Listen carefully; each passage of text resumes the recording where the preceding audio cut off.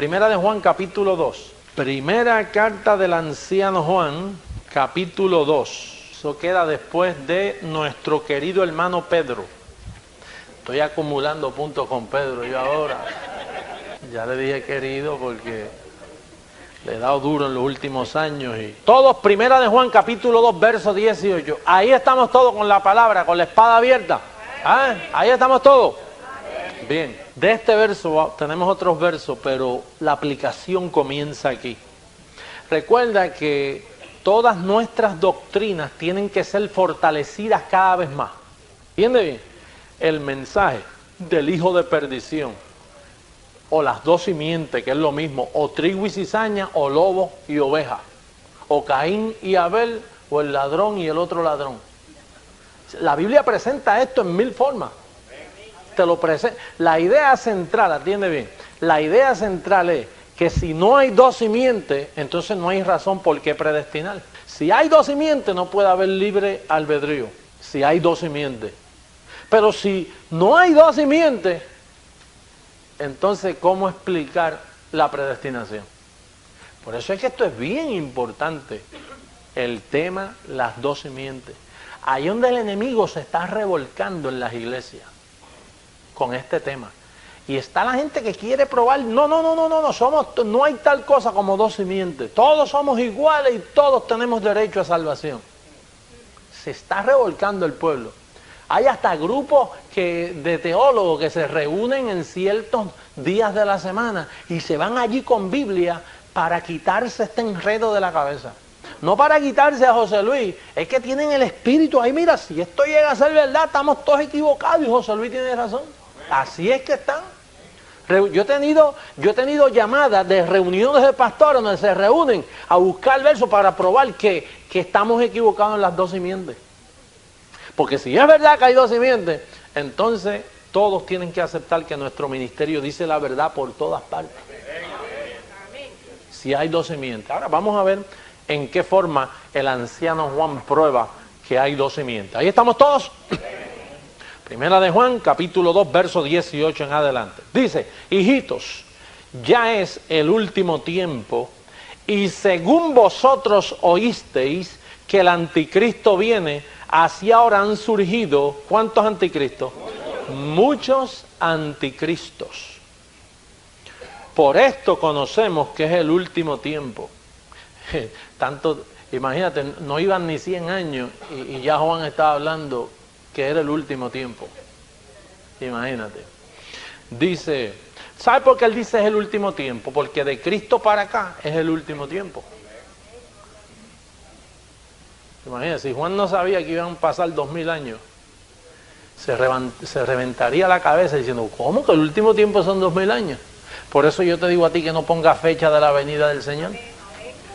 Porque hay un factor tiempo que tú no entiendes y te metes numeritos a la cabeza y te puedes turbar con la venida del Señor. Mira lo que dice aquí. Ahora, después que dice esto, mira lo que dice el verso 19, que estos anticristos salieron de la misma iglesia. Oye, esto dice, ¿salieron de dónde? ¿Salieron de dónde? De nosotros, pero oye, no eran de nosotros. Oye esto, no eran de nosotros. Aquí no está hablando de un hermano que cayó en pecado y era de nosotros y búsquenlo y perdónenlo, como el hermano aquel de Corintio que estaba cometiendo fornicación. ¿Ustedes se recuerdan que aquel hombre estaba cometiendo fornicación? Y Pablo dijo, ¿es convertido? Sí, es convertido. Ah, pues mira, no lo consuman de tristeza. Restáurenlo. Pero aquí no es problema de adulterio, aquí el problema es que estos anticristos estaban dentro de la iglesia y no eran de la iglesia, no eran de nosotros. Vamos a seguir. Dice, así ahora han surgido muchos anticristos, perdón, aquí me fui. El verso 19, salieron de nosotros, pero no eran de nosotros. Ahora fíjate, porque si hubiesen sido de nosotros, se puede decir una vez de nosotros, siempre de nosotros. ¿Verdad que sí? Si hubieran sido de nosotros, tienen que permanecer con nosotros. Ahora, ¿qué es lo que dice aquí? Dice, si hubieran sido de nosotros, habrían permanecido con nosotros, pero salieron para que se manifestase que no todos son de nosotros. ¿Qué está diciendo Juan ahí? Para que se sepa que no todos son salvos, que no todos son simientes de salvación. Por eso fue que salieron, para que se sepa que hay dos simientes, para que se sepa que hay ovejas y hay lobos, para que se sepa que hay trigo y hay cizaña. Y esto es bien importante, que se sepa, ¿no ves? Que hay personas que entran a la iglesia, pero no son de la iglesia.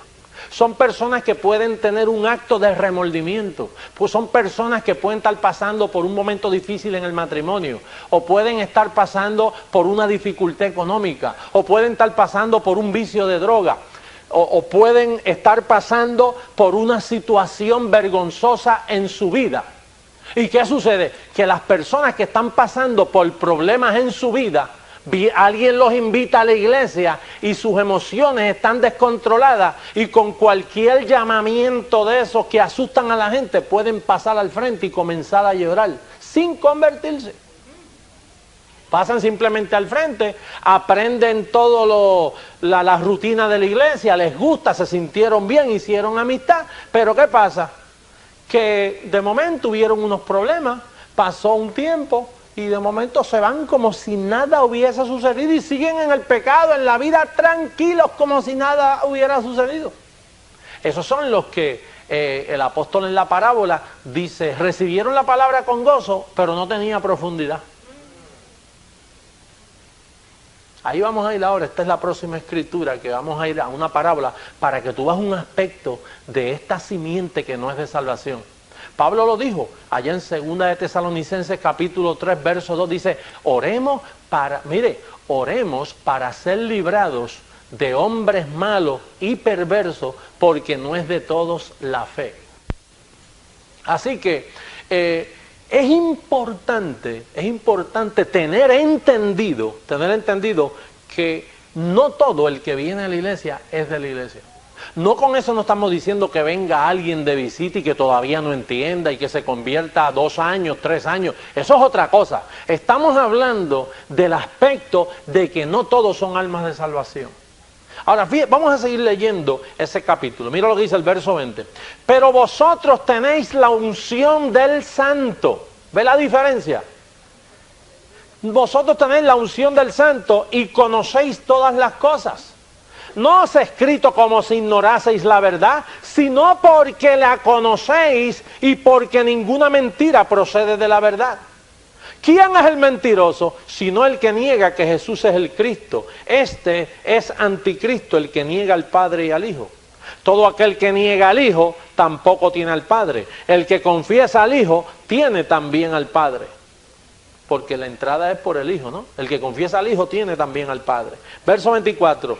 Lo que habéis oído desde el principio permanezca en vosotros. Si lo que habéis oído desde el principio permanece en vosotros, también vosotros permaneceréis en el Hijo y en el Padre. Y esta es la promesa que Él nos hizo, la vida. ¿Cuál es la promesa? Os he escrito esto sobre los que os engañan.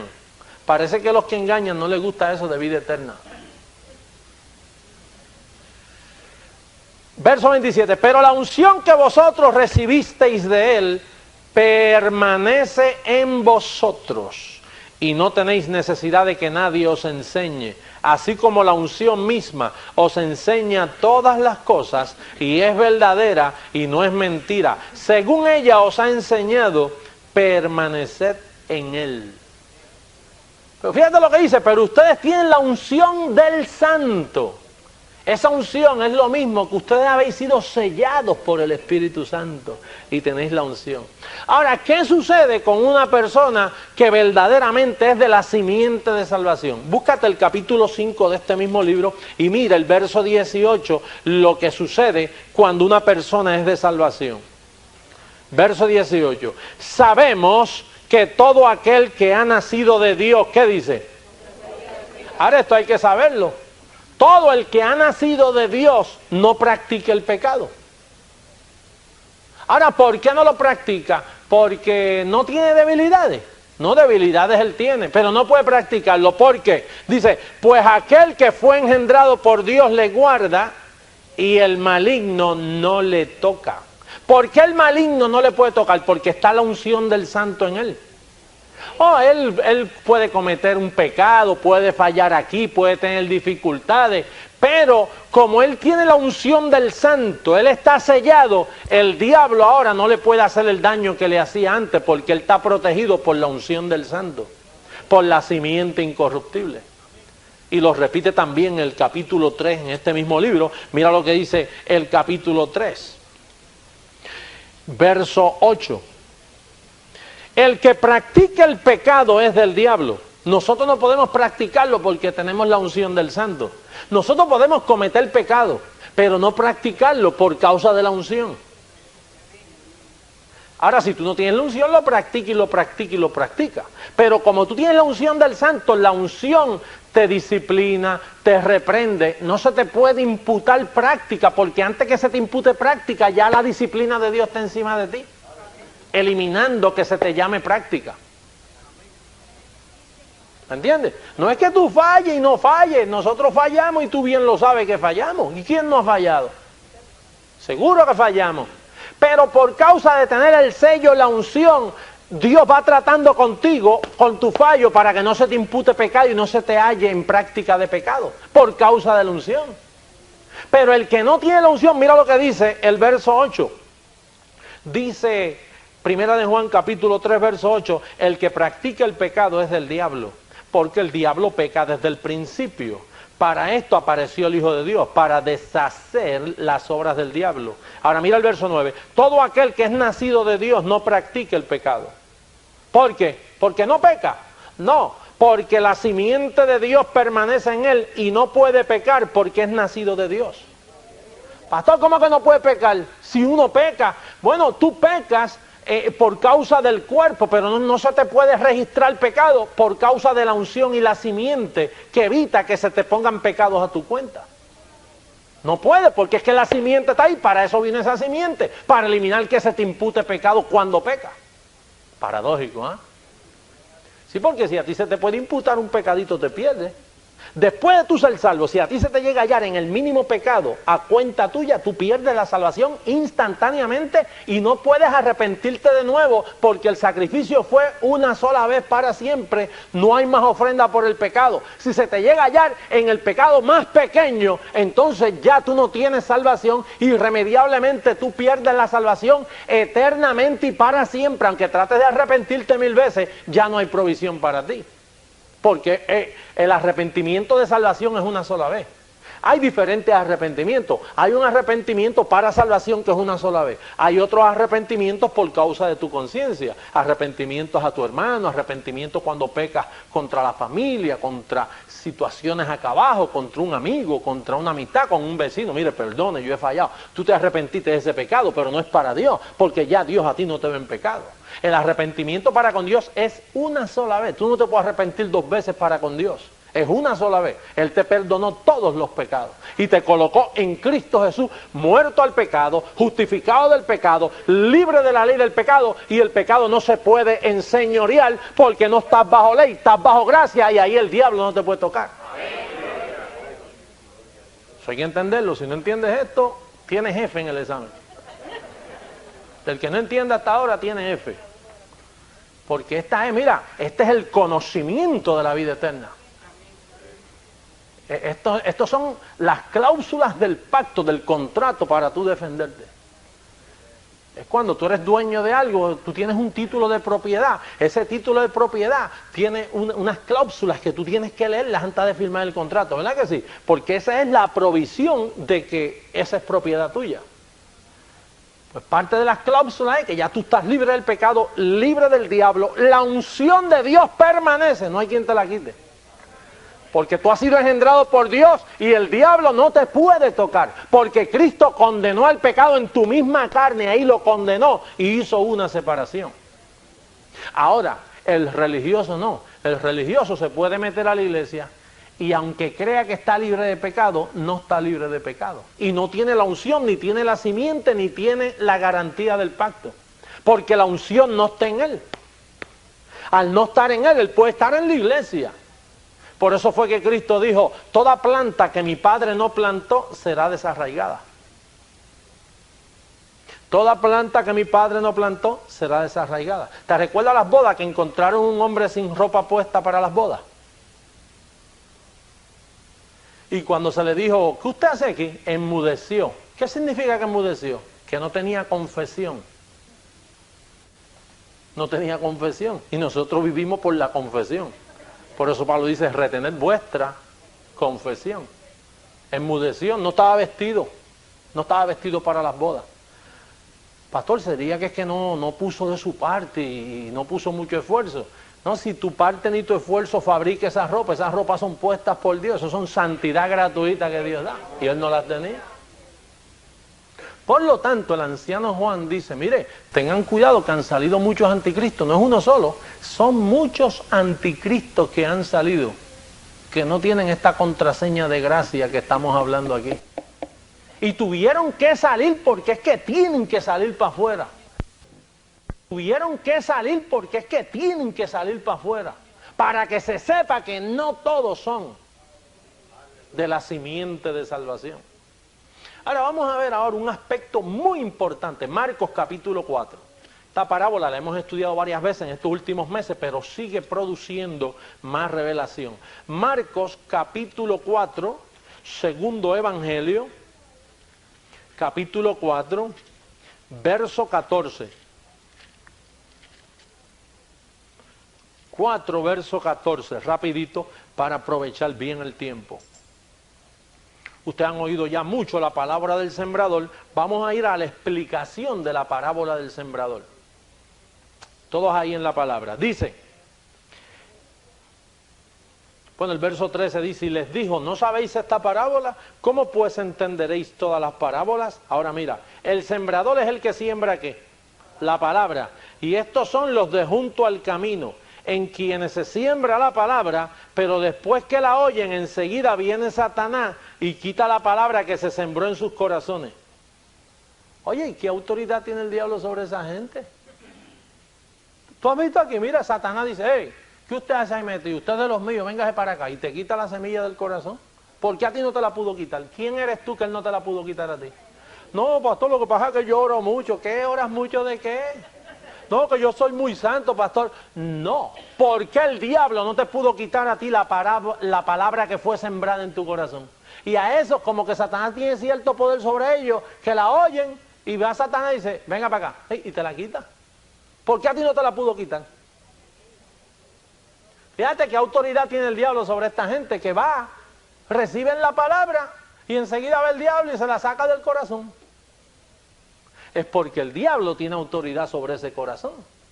¿Por qué el diablo no le pudo quitar la palabra a Lidia? Cuando dice que Dios le abrió el corazón para que recibiera la palabra. ¿Por qué el diablo no fue allá a quitarla? Por problemas no es, porque yo he tenido problemas. Yo he tenido problemas. Yo he visto hipocresías en la iglesia, he visto hermanos falsos, he visto cosas en la iglesia que es para salir corriendo de la iglesia. Uno en la iglesia ve de todo.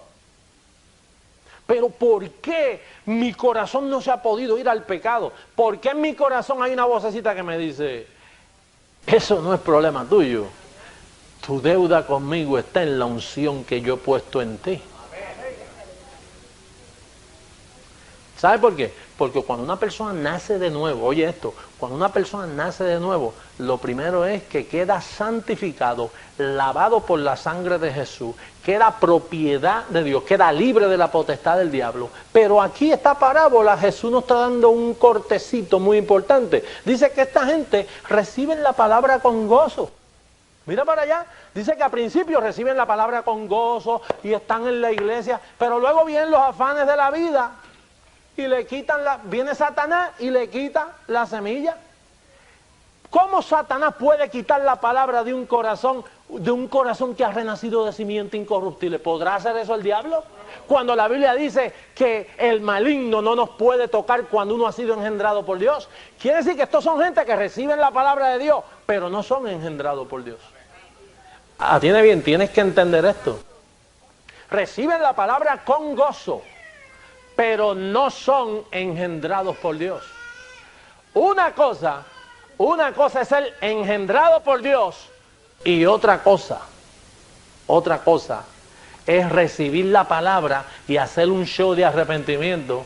Déjame decirte, cualquiera pasa al frente ante un llamado con un órgano, una musiquita de esas bien melancólica y una voz de esas bien sutil. Oh, mi querido amigo, mira cómo tú sufres. Oh, mira cómo el diablo te ha tratado en estos últimos años.